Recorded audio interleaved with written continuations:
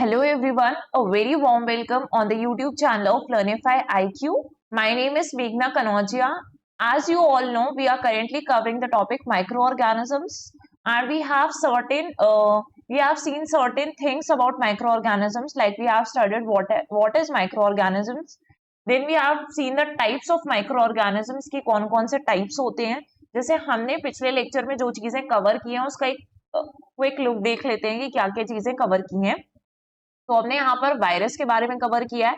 इसके बाद से हमने बैक्टीरिया कवर कर चुके हैं और हमने क्या कवर किया है, प्रोटोजोआ भी कवर किया है ना. तो प्रोटोजोआ या प्रोटिस्ट भी हमने कवर किया है.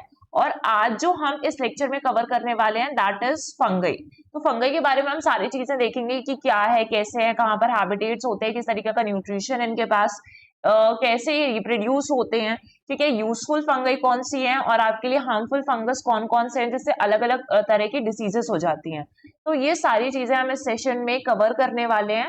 And if you are having any kind of doubts related to the other sessions also, तो आप वो सारे डाउट्स हमसे पूछ सकते हैं. Definitely we are going to answer that. So you are most welcome. If you are having any doubts और any kind of questions you can definitely ask. तो चलिए स्टार्ट करते हैं आज के इस टॉपिक से. पहले हमने माइक्रो ऑर्गेनिज्म समझा था, क्या चीजें होती हैं. इसके बाद हमने अलग अलग हैबिटेट्स देखे थे माइक्रो ऑर्गेनिज्म के.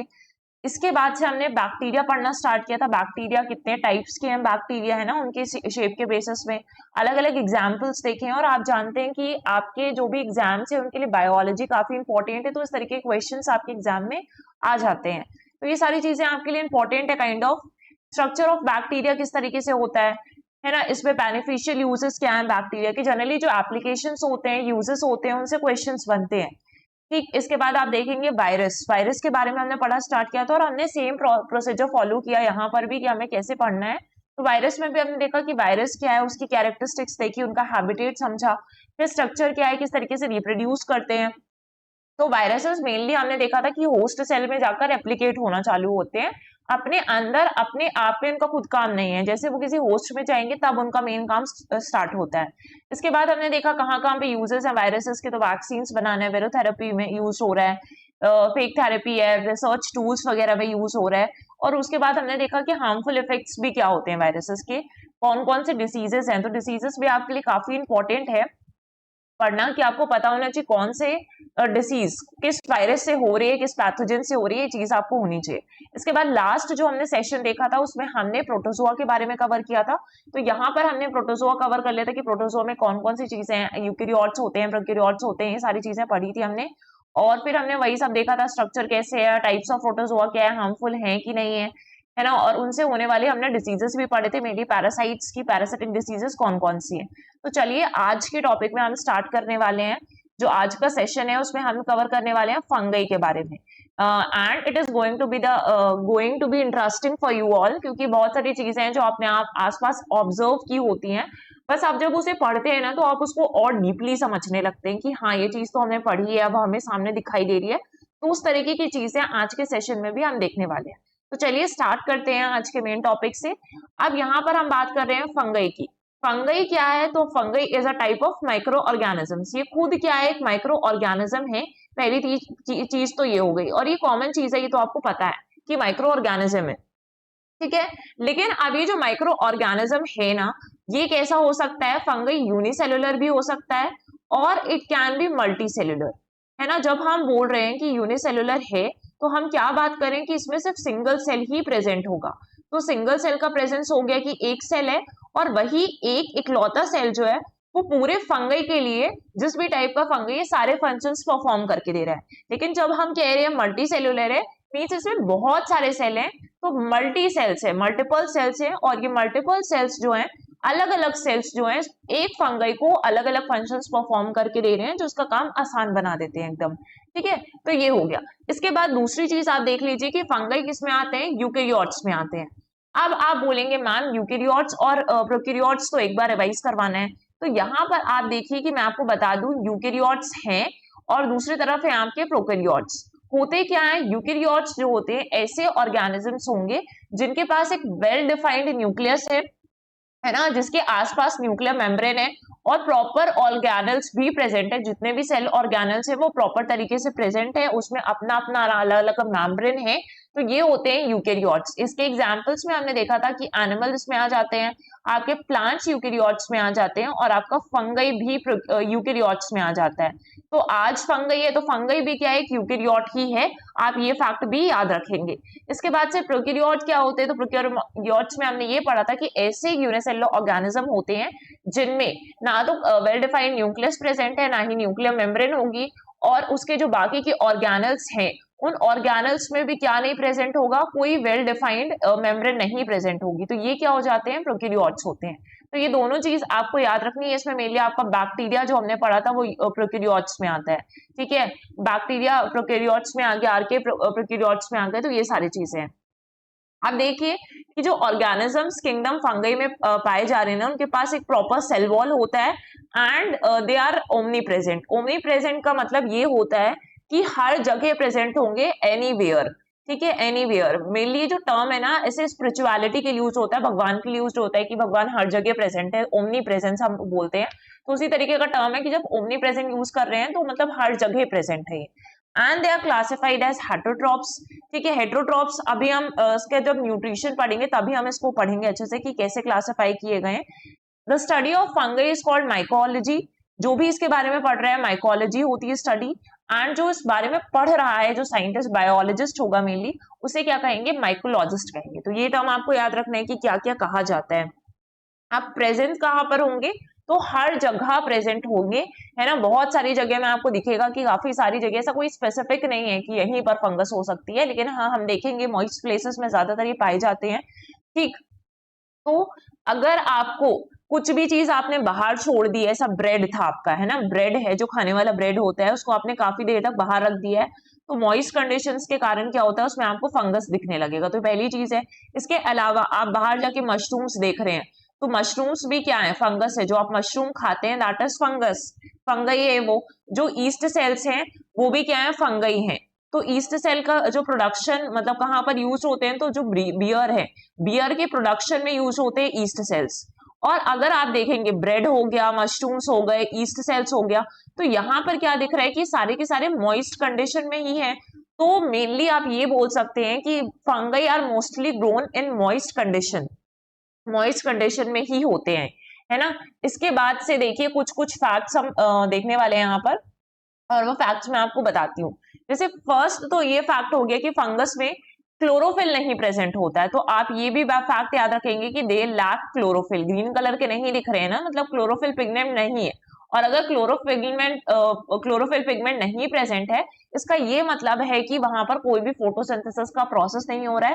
फोटोसिंथेसिस का प्रोसेस एक ऐसा प्रोसेस है जहां पे प्लांट्स अपना फूड खुद प्रिपेयर कर रहे हैं, सो नो फोटोसिंथेसिस। अगर क्लोरोफिल नहीं है भाई तो फोटोसिंथेसिस भी नहीं होगा इसमें, ठीक है। इसके बाद आप याद रखेंगे कि फंगई जो है वो अपना फॉर्म जो फूड स्टोर करती है, किस फॉर्म में स्टोर करती है, तो स्टार्च के फॉर्म में अपना फूड स्टोर करते हैं फंगस, ठीक। इसके बाद से याद रखना है जो न्यूक्लियस होता है फंगई का वो बहुत ही स्मॉल होता है। तो छोटे छोटे इसके अगर सेल्स हैं तो सेल्स के अंदर आपका न्यूक्लियस प्रेजेंट होगा, फंगई के सेल्स जो है, और इसमें छोटे छोटे न्यूक्लियस प्रेजेंट होते हैं।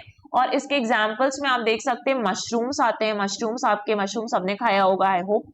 और इसके बाद से आपका मोल्ड्स वगैरह आता है जो कॉमनली आप सुनते हैं। इसके अलावा जेलीयर्स हैं, येलो स्टैगहॉर्न है, ये सारे फंगस ही होते हैं, ठीक है। जो मोस्ट कॉमनली दिखते हैं हमें मशरूम्स, मोल्ड्स वगैरह, तो हम ज्यादातर इसको पढ़ते हैं। फिर ये ब्लू इस तरीके ये भी देखा होगा आपने, ब्लू टर्की टेल भी देखा होगा, तो ये सारे कॉमन है। तो चलिए देखते हैं इसके हैबिटेट कहाँ कहाँ पर है, कहाँ कहाँ पर ये मौजूद होते हैं। तो mostly fungi are terrestrial, while कुछ जो है वो एक्वेटिक इकोसिस्टम्स में भी पाए जाएंगे। तो अगर आपको ऐसा कोई स्टेटमेंट आता है कि फंगई सिर्फ टेरेस्ट्रियल लैंड पे ही मिलते हैं, तो वो सही नहीं होगा स्टेटमेंट, क्योंकि एक्वेटिक इकोसिस्टम्स में भी फंगई मिलते हैं, है ना। मॉइस्ट प्लेसेस हम पढ़ ही रहे हैं, मॉइस्ट प्लेसेस में प्रेजेंट है। They generally grow in warm and humid places, जहाँ पे ह्यूमिडिटी है, रेन फॉरेस्ट वगैरह है, जहां पर भी ह्यूमिडिटी प्रेजेंट होगी, इक्वेटर के आसपास के एरिया बहुत ज्यादा है, तो वहां पर आपको फंगस मिलेंगे।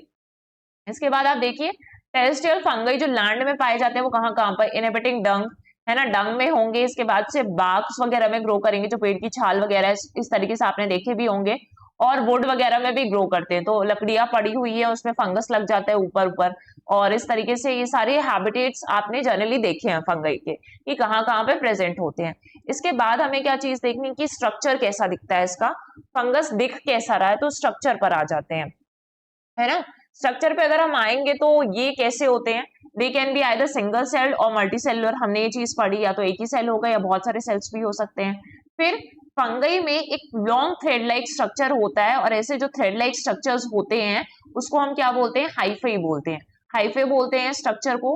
हाइफे जो होता है जब एक साथ ये इकट्ठा होकर बहुत सारा मेश लाइक स्ट्रक्चर बना देता है, तो इस पूरे स्ट्रक्चर को क्या कहेंगे, इस पूरे स्ट्रक्चर को कहेंगे माइसीलियम, है ना। ये स्ट्रक्चर आपके एग्जाम पर्सपेक्टिव से इतना इंपॉर्टेंट नहीं, लेकिन हाँ सिंगल सेल्ड होते हैं, मल्टी सेलर होते हैं, ये सारी चीजें आपको पता होनी चाहिए। फिर फंगई में सेल वॉल प्रेजेंट होता है ना। अगर आप बोलेंगे कि प्लांट में और एक फंगई में क्या चीज कॉमन है, प्लांट और फंगई में क्या चीज कॉमन है, तो आप बोलेंगे इन दोनों में कॉमन होता है कि यहाँ पर भी प्लांट्स में भी सेल वॉल प्रेजेंट है और फंगई में भी सेल वॉल प्रेजेंट होती है, जो चिटिन या फिर पॉलीसेक्राइड से बनी होती है। सेल वॉल में प्रोटोप्लास्ट होता है ना, और फिर आपके मेम्ब्रेन भी होंगे, साइटोप्लाज्म है, सेल ऑर्गेनल्स है, न्यूक्लिया, ये तो हमने पढ़ा ही है अभी जस्ट, कि जो आपका फंगई है वो किस में आ रहा है, यूकेरियोट्स में आ रहा है। यूकेरियोट्स के पास न्यूक्लियस भी होता है, प्लस आपका यूकेरियोट्स के पास क्या चीज होती है, सेल ऑर्गेनल्स भी होते हैं, और उनमें प्रॉपर आपकी मेम्ब्रेन्स होती हैं। इसलिए यहां से क्लियर हो गया कि ये सारी चीजें फंगस में प्रेजेंट है। स्ट्रक्चर आप देख सकते हैं इस तरीके का स्पॉन्जियम होता है ना। जैसे अगर आप मशरूम ही देख रहे हैं तो मशरूम का स्ट्रक्चर कुछ ऐसा है। अब मशरूम में भी स्पोर फॉर्मेशन के थ्रू ये लोग रिप्रोड्यूस करते हैं, हम आगे पढ़ने वाले इस चीज को। तो उसके स्पोर्स आए और स्पोर्स जब आसपास गिरेंगे तो उससे ही क्या होगा, इनका रिप्रोडक्शन का प्रोसेस होता है, ठीक है। अब हमने देख लिया कि स्ट्रक्चर कैसा दिख रहा है। इसके बाद आप देखिए टाइप्स कौन कौन से हैं, क्योंकि सारे टाइप्स आप आसपास देखते रहते हैं, इसलिए आपके लिए इजी हो जाएगा चीज समझने की कहाँ कहाँ पर ये है। अब सबसे पहले ईस्ट का बहुत कॉमनली आप नाम सुनते हैं, तो ईस्ट भी क्या है, यूकेरियोटिक है, सिंगल सेल्ड होता है, लेकिन है ना यहाँ पे आप कुछ टाइप्स देखेंगे जो सिंगल सेल्ड भी है, कुछ ऐसे टाइप्स भी देखेंगे जो मल्टी सेलुलर है। तो इसलिए आपको याद रखना है जो ईस्ट है वो सिंगल सेल्ड होता है, लेकिन यूकेरियोट्स में ही आता है, क्योंकि फंगई जो है वो यूकेरियोट्स में है, लेकिन फंगई सिंगल सेल्ड भी हो सकते हैं और मल्टी सेल्ड भी हो सकते हैं। तो यहाँ पर ये क्लासिफाई कर देता है कि सिंगल सेल माइक्रो ऑर्गेनिज्म है। The average E cell is between 3 से 4 माइक्रोमीटर्स के बीच में होता है डायामीटर पे, लेकिन कुछ ईस्ट जो है अप टू 40 माइक्रोमीटर्स तक ग्रो कर सकते हैं। आप देख रहे हैं ईस्ट कुछ इस तरीके से दिखाई देते हैं, ठीक। इसके बाद सेकेंड जो टाइप होता है दैट इज माइल्ड्यूस, और माइल्ड्यूस जो है वो भी क्या है, यूनिसेलुलर ही फंगई है, पैरासिटिक फंगई होता है। क्योंकि अब अगर जब हम न्यूट्रिशन पढ़ेंगे अभी फंगई का, तो आप देखेंगे कि अलग अलग टाइप्स के न्यूट्रिशन होते हैं फंगई में। तो ये जो माइल्ड्यूस फंगई है इसमें क्या होता है, पैरासिटिक होता है, यानी कि वो किसी और पर निर्भर कर रहा है अपने फूड प्रिपरेशन के लिए। तो जैसे अगर आप देखेंगे लीव है और लीव के ऊपर ये फंगई लग गए हैं, तो ये पैरासिटिक हैं, क्योंकि ये सारा का सारा जो अपना फूड है वो इस लीव से ही सक कर रहे हैं, इससे ही ले रहे हैं, ठीक है। इसलिए क्या दिख रहा है, parasitic mode of nutrition, mainly जो आपके पत्ते होते हैं, जितने भी सब्जियां होते हैं उसमें इस तरीके के फंगस लग जाते हैं, बीट वगैरह पोटैटोज में। तो यहाँ इनकी लीव्स में मिलता है व्हाइट व्हाइट, ऐसे आप देखेंगे अगर आपने कभी आसपास ऑब्जर्व किया है तो ये सारी चीजें देखेंगे। पाउडरी माइल्ड्यू भी होता है, पाउडरी माइल्ड्यू यही है जनरली जो लीव्स में पाया जाता है, growing on the surface of leaves, ठीक। ये चीज क्लियर हो गई। इसके बाद आ जाइए थर्ड टाइप में, और थर्ड टाइप है आपका mushroom. Most commonly everyone has seen somewhere कि मशरूम्स खाए हैं या फिर देखे हैं। तो मशरूम क्या है, as a part of fungus ही है, that is comparable to the fruit of the plant, है ना, फ्रूट ऑफ द प्लांट जैसे ही होते हैं। और जो प्लांट्स है उनको तो सनलाइट चाहिए ही होती है, लेकिन आप देखेंगे मशरूम्स मेनली बारिश के मौसम में यहाँ वहां जो मॉइस्ट प्लेसेस है वहां पर उगाते हैं। तो ये सारे मशरूम्स है, जनरेट एनर्जी फॉर देमसेल्व्स, खुद के लिए होते हैं। कुछ वेराइटीज ऑफ मशरूम्स जो है वो एडिबल भी हैं, खाने योग्य हैं वो, जैसे ऑयस्टर मशरूम्स है जो इस तरीके से दिखता है, एक ही में बहुत सारे उगाएंगे तो इस तरीके के मशरूम को क्या कहा जाता है, ऑयस्टर मशरूम कहा जाता है ये, ठीक। और जो व्हाइट मशरूम्स होते हैं ये कॉमनली मार्केट्स में भी अवेलेबल होते हैं, अच्छे से बहुत सारे मिलते हैं ये, तो ऐसे पैकेट्स में पैक होकर आते हैं। तो ये आप देखेंगे कि व्हाइट मशरूम हो गया। इसके बाद आ जाइए कि यहाँ से एक क्वेश्चन भी आया हुआ है आपके यूपीएससी के प्रीलिम्स एग्जामिनेशन 2022 के, और यहाँ पे क्योंकि 2022 में गुच्छी मशरूम को जीआई टैग मिला था इसलिए तब क्वेश्चन भी पूछा गया था। अब इट इज अ फंगस, तो अगर आपको पता है कि गुच्छी जो है वो मशरूम है, तो आप बता सकते हैं कि हाँ ऑब्वियसली मशरूम है तो फंगई ही होता है। इसके बाद से it grows in some Himalayan forest areas, है ना, कुछ हिमालयन फॉरेस्ट एरियाज में कल्टीवेट होता होगा, सम बोल रहा है तो हाँ हो सकता है, क्योंकि इस तरीके की स्टेटमेंट्स ऑब्वियसली सही हो जाती हैं, ठीक है। इसके बाद से it is commercially cultivated in the Himalaya foothills in north eastern India. तो नॉर्थ ईस्टर्न इंडिया में नहीं होता है, ये मेनली जो आपका उत्तराखंड वाला एरिया है, हिमाचल प्रदेश वाला एरिया है, इस जगह पर होता है, जो नॉर्दर्न साइड है वहां होता है, नॉर्थ ईस्टर्न साइड पर नहीं होता है। तो ये जो थर्ड स्टेटमेंट है दैट इज रॉन्ग, बाकी के दो स्टेटमेंट्स आपके 1 और 2 करेक्ट है, ठीक है। तो ये तब जीआई टैग मिला था, इससे क्वेश्चन भी आया और इस तरीके के क्वेश्चंस एग्जाम्पल में आ जाते हैं कि क्या क्या चीजें हैं। इसके बाद से फोर्थ टाइप है, और यहाँ पे एक देखेंगे आप, जो मशरूम्स होते हैं ना वो मल्टी सेलुलर होते हैं। कहाँ गया क्वेश्चन, हम देख लेते हैं। हाँ, जो मशरूम्स हैं वो मल्टी सेलुलर होते हैं। अभी जो हमने 2 एग्जाम्पल देखे, इसके पहले ईस्ट का एग्जाम्पल देखा और उसके बाद हमने माइल्ड्यूज का एग्जाम्पल देखा, तो दोनों क्या थे, आपके यूनिसेलुलर थे, लेकिन जो आपके मशरूम्स है वो मल्टी सेलुलर होते हैं, प्लांट्स की तरह ही दिख रहे हैं, तो मल्टी सेलुलर है। इसके बाद से फोर्थ टाइप है मोल्ड्स। तो मोल्ड्स को MOLDS भी लिखते हैं और कहीं कहीं पर इसको MOULDS भी लिखते हैं, तो दोनों स्पेलिंग्स आपके करेक्ट है। और फिर फजी टाइप के ऐसा लुक दिखेगा जो स्पेशली डिकेइंग मैटर पे होगा, है ना, डिकेइंग मैटर पे होगा। जैसे आप ऑरेंजेस में बहुत दिखता है ये साफ साफ, जैसे ऑरेंजेस को काफी दिन तक आप रेफ्रिजरेटर में रख देंगे ना, फ्रिज पे रखा हुआ है अब ये, तो उसके ऊपर ना इस तरीके का फंगस लग ही जाता है, बहुत टाइम तक रख दिया है, कभी कभी आप भूल गए हैं तो इस तरीके का फंगस आप ऑब्जर्व करेंगे कि उसके ऊपर, तो डिकेइंग फ्रूट्स के ऊपर मोस्टली पाया जाता है, ऑरेंजेस में बहुत कॉमन दिखता है, ठीक है। Found in stale bread, decaying fruits, इन सब में दिखेगा। तो ये हो गया आपके मोल्ड्स वाला एग्जाम्पल। 4 टाइप्स हमने पढ़े, ईस्ट हमने पढ़ा, माइल्ड्यूज पढ़े, दोनों आपके यूनिसेलुलर थे। यहाँ पे जो मोल्ड्स हैं वो भी मल्टी सेलुलर होते हैं, और जो हमने इसके पहले मशरूम्स पढ़े वो भी क्या है, मल्टी सेलुलर में ही आते हैं। तो यहाँ तक की सारी चीजें आपको क्लियर हो गई हैं। अब हम जाते हैं इसमें क्या चीज पढ़नी है, नेक्स्ट इज न्यूट्रिशन। अब न्यूट्रिशन काफी इंपॉर्टेंट है, क्योंकि न्यूट्रिशन जो होता है फंगई में, it can be of 3 types. या तो सैप्रोफिटिक न्यूट्रिशन होगा, है ना, या तो पैरासिटिक न्यूट्रिशन भी हो सकता है उनमें, और सिम्बायोटिक न्यूट्रिशन भी होता है। क्योंकि अभी हमने एक लाइन पढ़ी थी स्टार्टिंग में, जब हमने कैरेक्टर्स देखी कि फंगई जो होते हैं वो हेटेरोट्रॉप्स होते हैं, मैंने वहां पर आपको कहा कि मैं ये चीज आपको आगे जाकर समझाऊंगी। अब यहाँ पर हमें वो चीज समझनी है, और आप देखेंगे कि सैप्रोफिटिक है, पैरासिटिक है और सिम्बायोटिक। अब सैप्रोफिटिक क्या होते हैं, तो इस चीज को आप देखिए कि अगर वो किसी भी डेड और डिकेइंग सब्सटेंस पे फीड हो रहे हैं, उस पर डिपेंडेंट है अपने फूड के लिए, तो उसे क्या कहा जाता है, dead saprophytic mode of nutrition कहा जाता है ना। कोई भी ऑर्गेनिज्म अगर अपने फूड के लिए या फीडिंग के लिए वो डेड एंड डिकेइंग और मैटर पे डिपेंडेंट है, that then this mode of nutrition is known as saprophytic nutrition. Example आपके लिए बहुत इंपॉर्टेंट है। तो ये जो फंगई में कौन कौन से आते हैं, एक आपका आता है पेनिसिलियम, का नाम सुना होगा, जो मेनली एंटीबायोटिक्स में यूज होता है, ठीक है। फिर आपने एक एस्परगिलस का नाम अगर नहीं सुना है तो हम यहाँ भी इसको पढ़ेंगे, जब हम डिसीजेस पढ़ेंगे तो उसमें आ जाएगा। एस्परगिलस होता है, और एक राइजोपस भी बहुत कॉमन एग्जाम्पल है, राइजोपस, इसे हमें पढ़ना भी है। तो हम ये देखेंगे कि यहाँ पर सैप्रोफिटिक मोड ऑफ न्यूट्रिशन, इन ये सारे फंगस हैं और इन सारे फंगई में ही आपको क्या मिलता है, सैप्रोफिटिक मोड ऑफ न्यूट्रिशन मिलता है।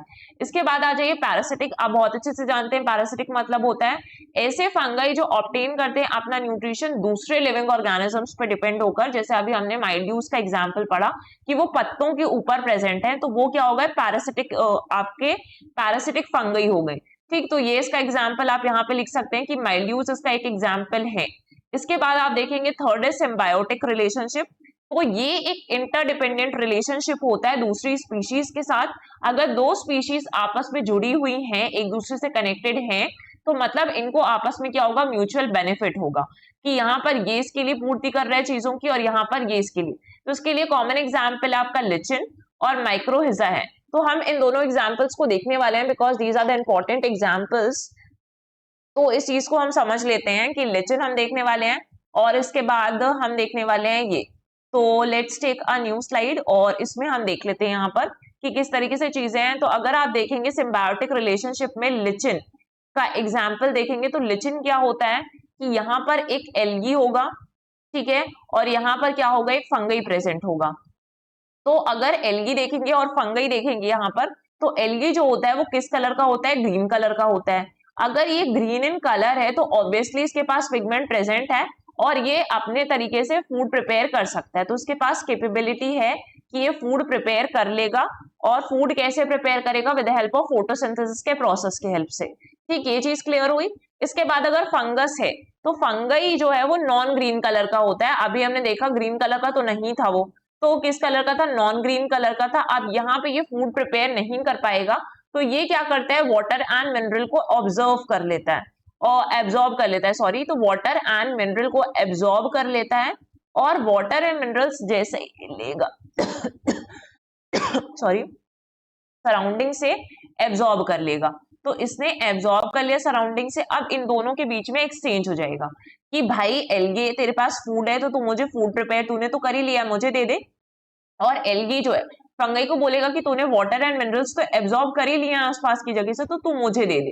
तो ये जो एल्गी और यहाँ पे फंगई के बीच में रिलेशनशिप होता है, दैट इज लिचिन, वही लिचिन होता है। ठीक है, दूसरा एग्जाम्पल मैंने आपको बोला कि राइजोपस है ना, राइजोपस है जहां पर सिम्बायोटिक रिलेशन पाया जाता है, तो राइजोपस को भी हम देख लेते हैं, it is again an important thing.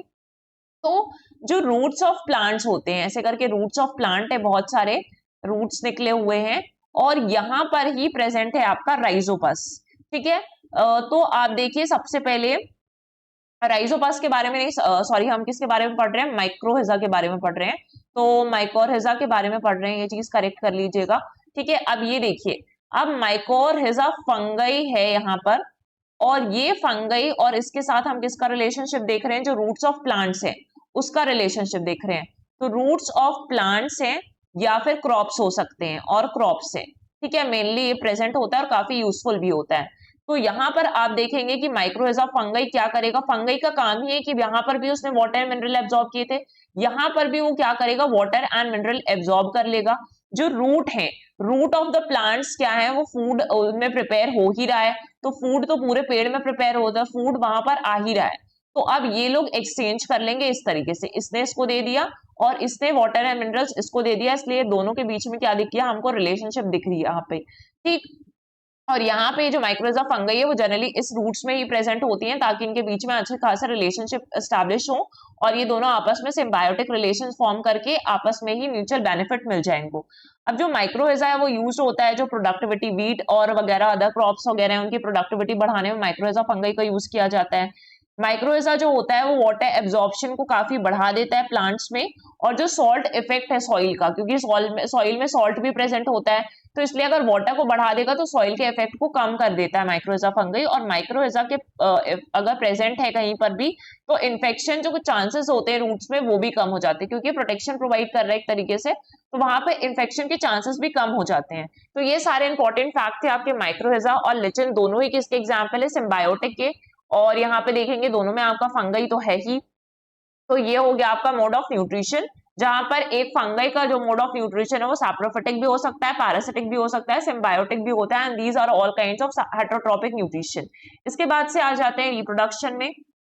तो अब रिप्रोडक्शन मेनली ना तीन तरीके से हो सकता है, या तो रिप्रोडक्शन वेजिटेटिव हो सकता है फंगई में, है ना, वेजिटेटिव रिप्रोडक्शन इन फंगई हो सकता है। दूसरी चीज हो सकता है आपका सेक्सुअल रिप्रोडक्शन भी हो सकता है, और तीसरी चीज हो सकता है कि आपका एसेक्सुअल रिप्रोडक्शन भी हो जाएगा। यहाँ पर ये तीनों हो रहा है। अगर हम बोल रहे हैं कि वेजिटेटिव हो सकता है, तो वेजिटेटिव का मतलब है कि वहां पर आपका फ्रेगमेंटेशन हो जाएगा, बडिंग हो जाएगी, और स्पोर फॉर्मेशन भी हो जाए। स्पोर फॉर्मेशन मेनली आपका एसेक्सुअल में आता है, तो हम इसको एसेक्सुअल के एग्जाम्पल में पढ़ेंगे, लेकिन फ्रेगमेंटेशन, बडिंग हो गई, फिजन हमने पढ़ा हुआ है। तो ये सारी चीजें अगर आपने नहीं पढ़ी है तो आप सेक्सुअल रिप्रोडक्शन, एसेक्सुअल रिप्रोडक्शन वहां वाले लेक्चर से कवर कर सकते हैं, आपको प्लेलिस्ट में मिल जाएंगे ये सारे लेक्चर्स। तो यहाँ पर देखिए तीनों मोड्स प्रेजेंट हो सकते हैं। एसेक्सुअल रिप्रोडक्शन जो होता है वो स्पोर्स की हेल्प से होता है, और स्पोर फॉर्मेशन मेनली मशरूम्स में आप देखेंगे इस तरीके से स्पोर्स ऐसे फॉल होते हैं, यहाँ पर जा रहे हैं, फिर इस तरीके से जर्मिनेशन हो रहा है उनका, और फाइनली उस तरीके से वापस एक नया मशरूम फॉर्म हो जा रहा है, मैच्योर फ्रूट बॉडी बन जा रही है। तो मशरूम कैसे रिप्रोड्यूस करता है, स्पोर फॉर्मेशन से, और ये क्या है, एसेक्सुअल मोड ऑफ रिप्रोडक्शन है। ठीक है, ईस्ट जो है वो रिप्रोड्यूस करता है बडिंग से, तो बडिंग हो रहा है, कुछ ऐसे ईस्ट भी हो रहे हैं जिनमें बाइनरी फिजन में पाया जाता है, कि बाइनरी फिजन जिस तरीके से अमीबा में बाइनरी फिजन होता है मोस्ट कॉमन एग्जाम्पल, वैसे इस तरीके से भी होता है कि ईस्ट में देखिए यहाँ पे बाइनरी फिजन हो रहा है, दो उसमें पार्ट में डॉटर सेल्स में टूट गया है। ठीक, तो यहाँ पर मोड ऑफ न्यूट्रिशन देख लिया आपने। अगर सेक्सुअल रिप्रोडक्शन की बात करें तो कुछ फंगस ऐसे भी हैं जिसमें सेक्सुअल रिप्रोडक्शन होगा, बट ये बहुत ही कन्वेंशनल मोड है और कुछ ही फंगई में पाया जाता है। हमेशा सेक्सुअल रिप्रोडक्शन हमेशा ऑब्जर्व नहीं होगा आपके जो फंगई किंगडम है उसमें, ये चीज आप याद रखिएगा। तो ये सारी चीजें होंगी। इसके बाद हमें देखना है कि कहाँ कहाँ पर होता है। तो कुछ यूजफुल फंगई आपको देखना है कि कौन कौन सी ऐसी फंगई है जो हमारे लिए यूजफुल है। तो कुछ फंगई हैं जो फूड की तरह यूज हो रही है, हम खा रहे हैं ना, तो मशरूम है। मशरूम काफी सारा आपके लिए प्रोटीन वगैरह प्रेजेंट होता है, तो मशरूम हमारे लिए यूजफुल है। इसके बाद होता है कि कुछ ऐसे फंगई भी होते हैं जो डेड बॉडी को डिस्पोज करने में काम आते हैं और इस तरीके से वो सॉइल की फर्टिलिटी भी इंक्रीज करते हैं। कोई भी डेड बॉडी हो गई, प्लांट डेड हो गया वहां पर या फिर आपका एनिमल डेड हो गया है, तो उसको अच्छे से वो कर देंगे, डिस्पोज कर देंगे और इस तरीके से सॉइल की फर्टिलिटी बढ़ जाती है ना। ईस्ट भी मोस्ट कॉमनली यूज होता है इंडस्ट्रीज वगैरह में, केक बेक करने के लिए, ब्रेड्स में यूज होता है, manufacturing protein and preparation of alcohol, हमने पढ़ा था कि बियर बनाने के लिए, अल्कोहल वगैरह बनाने के लिए यूज होता है। फिर न्यूट्रिएंट साइक्लिंग में भी यूज होता है कि फंगस के पास एक एबिलिटी है कि वो न्यूट्रिएंट्स को, है ना, ऐसे वे में ट्रांसफॉर्म कर दे कि वो चीज अवेलेबल हो जाए प्लांट्स के लिए। तो फंगई ऐसे काम भी करता है कि आसपास की जो भी चीजें हैं उसको इस फॉर्म में ले आना कि ये प्लांट्स के लिए काफी यूजफुल हो जाए, एनिमल्स के लिए यूजफुल हो जाए, ये सारी चीजें कर देना। फिर carbon cycling and climate regulation में भी यूज होता है। तो fungi are important contributors to the soil carbon stock. एक और चीज है, जैसे हमने लिचिन देखा था ना, तो लिचिन भी बहुत ही सेंसिटिव होते हैं एयर पॉल्यूशन में। तो जहां पर ज्यादा एयर पॉल्यूशन होगा वहां पे लिचिन कभी प्रेजेंट नहीं होंगे। तो अगर आपको ऐसे टेस्ट करना है कि एयर पॉल्यूशन कम है, ज्यादा है, मॉइस्ट प्लेसेस में जाइए। अगर उस जगह पे एयर पॉल्यूशन ज्यादा है तो वहां पे लिचन्स नहीं प्रेजेंट होंगे। अगर किसी जगह पे आपको लिचन्स दिख रहे हैं तो ये आपको प्रूफ दे देगा कि वहां पे एयर पॉल्यूशन का लेवल जो है वो कम है, ठीक है, या फिर नहीं है। ये सारी चीजें होती हैं। फिर फंगई यूज होता है एंटीबायोटिक्स बनाने में भी। सबका सबसे कॉमन एग्जांपल इसका पेनिसिलिन है। Is a group of antibiotics जो बैक्टीरियल इन्फेक्शन ट्रीट करने में हेल्पफुल होता है। तो पेनिसिलिन एक टाइप का हम फंगई बोल सकते हैं, लेकिन इससे क्या ट्रीट किया जा रहा है, बैक्टीरियल इन्फेक्शन ट्रीट किया जा रहा है। इस तरीके की होता है पेनिसिलिन जी, आपने देखा भी होगा ये एंटीबायोटिक्स है ना अपने आसपास। तो हम यूजेस को मेनली क्लासिफाई कर सकते हैं कि रिसाइकलिंग करने में यूज होता है, जैसे न्यूट्रिएंट रिसाइकलिंग हमने पढ़ा। और कहाँ हो रहा है, फूड में यूज हो रहा है, तो फूड हमने पढ़ लिया, ठीक है। इसके अलावा फूड का आप एग्जाम्पल भी याद रखें कि कहाँ कहाँ पर हो रहा है। मेडिसिन में यूज हो रहा है, तो मेडिसिन में हमने देखा कि एंटीबायोटिक्स में इसका यूज हो रहा है। फिर एक और आपको याद रखना है, बायो कंट्रोल जो एजेंट्स होते हैं वहां पर भी फंगई का यूज हो रहा है। तो अगर हम बायो कंट्रोल एजेंट्स की बात करें तो ऐसे फंगई जो इन्वॉल्व हैं वॉर्म्स वगैरह को एक्सप्लॉइट करने में, है ना, पेस्ट, खेत में जो पेस्टिसाइड्स डालते हैं, पेस्टिसाइड्स को कंट्रोल करने में फंगस का यूज किया जाता है। और मेनली जो क्रॉप्स में स्प्रे किया जाता है उसमें भी फंगई का यूज किया जाता है। तो ये सारे यूजेस हैं, बायो कंट्रोल एजेंट्स भी आपको पता होने चाहिए, है ना। यूजफुल फंगई देख लिया। इसके बाद से आ जाइए हार्मफुल फंगई कौन कौन से होते हैं। तो ऐसे फंगस जिससे नुकसान हो, कोई भी डिजीज कॉज कर सकते हैं, टॉक्सिन्स प्रोड्यूस कर सकते हैं और इसके कारण ऑब्वियसली जब बड़ी बड़ी बीमारियां हो जाती है तो उसमें इकोनॉमिक लॉस तो फेस करना ही पड़ता है। तो ये आपके लिए फंगई जो है वो हार्मफुल फंगई हो जाएंगे। सबसे पहला एग्जाम्पल है एस्परगिलिस का। भी हमने देखा था कि एस्परगिलिस हमने पढ़ा कि उसका एग्जाम्पल है एस्परगिलोसिस होता है एंड लंग इन्फेक्शन हो जाते हैं, तो इसमें निमोनिया लाइक जो सिम्टम्स है वो दिखाई देते हैं। फिर फिसेरियम होता है, इसमें क्या होता है, ह्यूमन्स में टॉक्सिन प्रोड्यूस होता है, इसके कारण ऑर्गन फेलियर्स हो जाएंगे, डेथ होता है। मेनिंगटिस डिसीज आपने सुना होगा, तो मेनिंगटिस हो गया। म्यूकोरमाइसाइट्स, ये आपने कोविड के टाइम में काफी सुना था, ब्लैक फंगस जिसको हम कॉमनली बोलते हैं म्यूकोरमाइकोसिस, है ना, group of moulds that can cause a rare but serious fungal infection हो जाता है, रेस्पिरेटरी डिसीज हो गई। और यहाँ पर म्यूकोरमाइकोसिस का नाम पड़ा था, ब्लैक फंगस कॉमनली, बहुत ज्यादा नाम आपको याद भी होगा, कोविड के टाइम में काफी था ये, है ना, सेकेंड वेव आई थी तब काफी प्रिवलेंट था ये। फिर अब हमें पढ़ना है कि ऐसी डिसीजेस, क्योंकि हमने हार्मफुल तो पढ़ा लेकिन ऐसी कौन कौन सी डिसीजेस हैं जो इसके कारण हो रही हैं। तो सबसे पहले डिसीज देखना है अस्थमा। अस्थमा में फंगस, आपको ये पता होना चाहिए कि अस्थमा बैक्टीरिया से हो रहा है, प्रोटोजोआ से हो रहा है, किससे हो रहा है, वायरस से हो रहा है। तो अस्थमा फंगस से होता है, क्योंकि अस्थमा में आपको सांस लेने का प्रॉब्लम होता है ना, किसी भी पेशेंट को सांस लेने का प्रॉब्लम हो रहा है। रेस्पिरेटरी डिसीज में आप देखेंगे कि ब्लैक फंगस है, ये सारी चीज है, तो फंगस से हो रहा है। एस्परगिलिस फंगस हो गया, रेस्पिरेटरी सिस्टम को इन्फेक्ट करता है, ये कफ, ब्रीदिंग डिफिकल्टी इन ब्रीदिंग, ये सारे इश्यूज होंगे। बैल्डनेस जो गंजापन होता है, टिनिया कैपिटिस नाम के फंगस से होता है, इसको डर्मेटोफाइट फंगई भी कहते हैं। और ये हेयर शाफ्ट्स में इन्वेड करेगा, एकदम जो आपकी हेयर्स की जड़ है वहां पर जाएगा, which can lead to hair loss होता है। स्वॉलन रेड पैचेस दिखेंगे आपके सर में एंड इची डैंड्रफ भी हो जाएगा, काफी फीवर वगैरह के भी सिम्टम्स रहते हैं इसमें।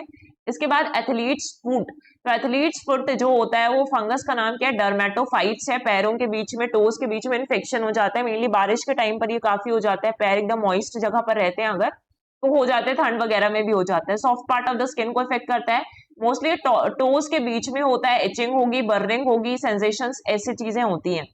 स्केबीज जो है, स्केबीज नाम की डिजीज सार्कोप्टिस स्केबीज से होता है, और इसमें स्किन ही इम्पेक्ट होती है, मेनली फंगस जो है ज्यादातर अगर ह्यूमंस में हो रहा है तो वो स्किन को इम्पेक्ट करता है। ब्लैक फंगस वगैरह है जो रेस्पिरेटरी सिस्टम और अस्थमा या रेस्पिरेटरी सिस्टम को इम्पेक्ट करता है। इचिंग होगी, वाइट स्पॉट्स होंगे। इसके बाद से देखिए कुछ और डिसीजेस भी हैं, इनसे रिंगवॉर्म करके एक डिसीज है, तो ये ट्राइकोफाइटिन से होता है, नेम ऑफ द फंगस है, और स्किन को इफेक्ट कर रहा है, इन्फेक्ट कर रहा है। इसके बाद से इचिंग, रेड स्पॉट्स हो जाएंगे स्किन में। Mucor mycosis which is black fungus, Mucor myocyte से होता है, एंड ये भी स्किन को इन्फेक्ट करता है, ठीक है, स्किन को इन्फेक्ट करता है, हेडेक होगा, साइनस कंजेशन हो जाएगा, अल्सर्स ऑन द स्किन दिखाई देंगे।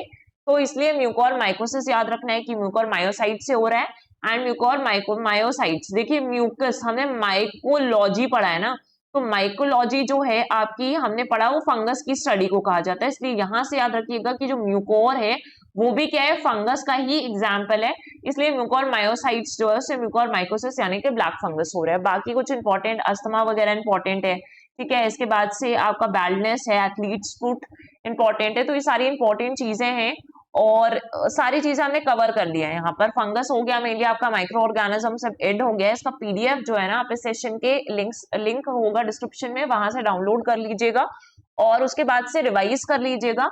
एंड आपको कोई भी डाउट्स आ रहे हैं तो आप कमेंट सेक्शन में कमेंट करिएगा, and we are going to give you answer. जो भी आपके क्वेश्चंस हैं उसके, आपके डाउट्स क्लियर हो सकते हैं इसमें भी। सो आज के लिए इतना ही, एंड थैंक यू एवरीवन।